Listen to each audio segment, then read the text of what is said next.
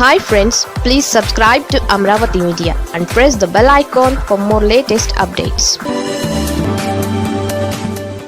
లోకేష్ వల్ల వైసీపీకి లాభమేనా?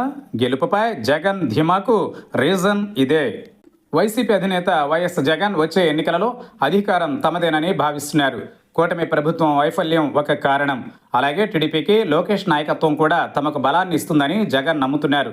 లోకేష్కు తనకు మధ్య పోలిక చూస్తే వైసీపీకే లాభం చేకూరుతుందన్న అంచనాలో ఉన్నారు. జగన్ తన సన్నిహితుల వద్ద కూడా ఈ వ్యాఖ్యలు తాజాగా చేసినట్లు తెలిసింది.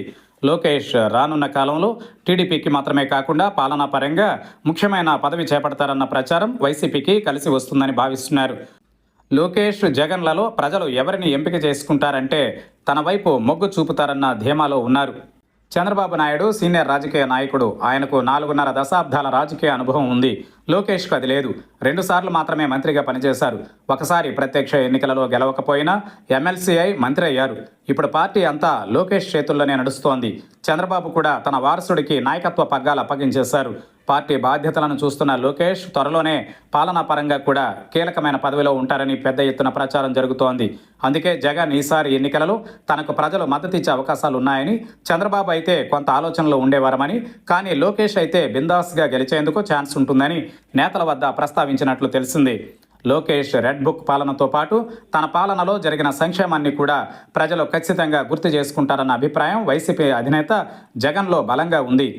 ఇప్పటికే టీడీపీ సీనియర్ నేతల్లోనూ చర్చ జరుగుతోంది.